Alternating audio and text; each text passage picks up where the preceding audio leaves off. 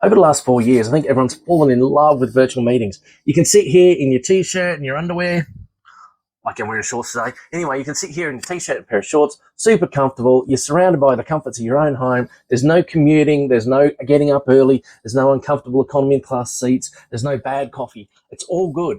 But unfortunately, we've got to ask ourselves eventually, are virtual meetings as good as face-to-face meetings? And if they're not, is it time to start thinking about getting back on a plane and getting back face-to-face with your customers?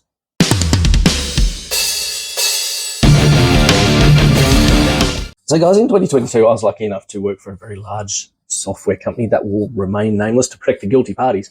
But part of my role in that software company was to try and figure out where we were being successful in our sales opportunities and where we weren't.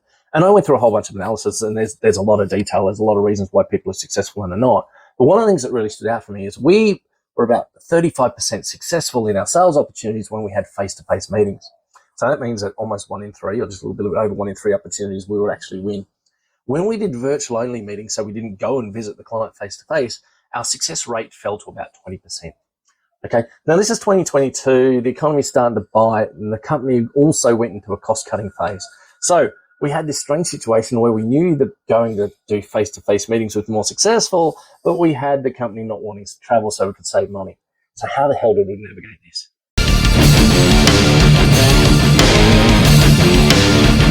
So guys, to be honest with you, most sales companies are not going to share publicly what their success rates are, let alone what their success rates are with things like face-to-face versus virtual.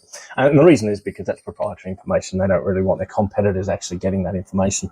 I'm happy to share it with you. As I said, that was my former company, and I'm not going to name who they actually are, let alone what product I was selling. But there is a lot of research out there. You can go and have a look on the internet yourself that says face-to-face is more effective than virtual meetings. And I suppose the reason is, when you're in a virtual meeting, you can't see someone's body language. You might only see their face. You're not seeing what they're doing down here with their hands. You don't even know whether they're actually paying attention. They might be on mute watching cat videos or whatever they're interested in. But when you actually have a meeting face-to-face, you get everyone's attention. You can see their reactions. You can see their body language, and you can adjust accordingly. The main problem is, obviously, there's a cost of having a face-to-face meeting. That might be travel. It might be time. And we need to assess that cost versus the benefit of the meeting. So guys, in sales, it's quite easy to actually come up with some sort of decision tree. You know what the opportunity value is because it should be recorded in your CRM. You can then look at those statistics that I was saying, go to your CRM again, look at your win rates face-to-face, look at your win rates virtual. Then you can go and have a pretty good estimate about what the travel cost is to go into Sydney, for example, in this case. And then you can just apply some maths and say, okay, the expected value of an opportunity worth $20,000 is $6,000 if 30% win rate, less the travel, $5,200. If we don't travel, it's $4,000. Conclusion, it's better travel. Now, I know that most people don't actually work in sales, and therefore doing that mathematical-based justification will become a lot more difficult, especially if you're not talking about an opportunity and risk factors that you can bring in there, things like success rates. But I think it's still important that you look at each travel opportunity and actually do a mini business case for it, do a justification.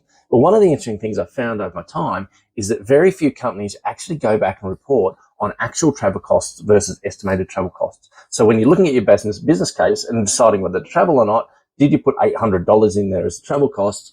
In reality, what was that actual cost? Was it significantly more or significantly less? Most businesses can't answer that question. So look, I think there's two main reasons why companies don't do this. The first one is because the executives don't want it to happen.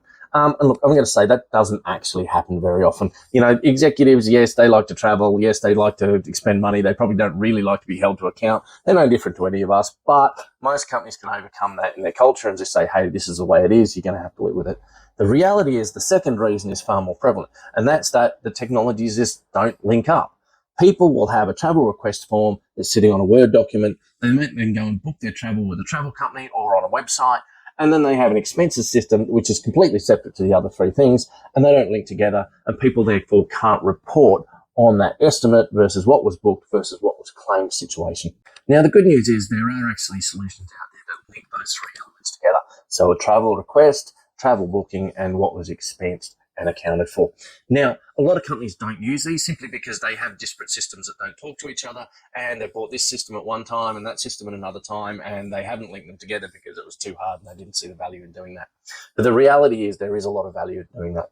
What I'd also say, though, is if you're in a situation in your company and you want to start traveling because you realize there's more success if you're doing things face to face, then it's a great time to be proactive and actually go up to your executive and say, hey, look, there are solutions out there that give us those three things linked together, and we can start proving that our travel is something we should do because it adds value to our company. To wrap up this video, I think it's kind of important to go back to pre-COVID. Pre-COVID, people used to travel a lot. Now, we had video technology, we had video conferencing, all those sorts of things way before COVID, and people still traveled face to face. The reason they did that is because they saw value in traveling face to face. A lot of people, I think, over COVID have seen that, oh, we can do meetings virtually and therefore we can cut some costs. The reality is you might be cutting costs to your business, but you might be cutting profitability at the same time. So it needs to be a balance. You need to sit there and say, when is it worth traveling? When is it worth staying at home? Now, when you're looking at when is it worth traveling, one of those key elements you have to have is an ability to estimate your travel costs and then report on the travel costs as estimated versus the actual costs. Just like a purchase order for any other goods or services you would buy in your business. You raise it, you can say this is what I'm prepared to pay, you send that out, you get the invoice in, and if there's a price mismatch, you actually have to do something about it.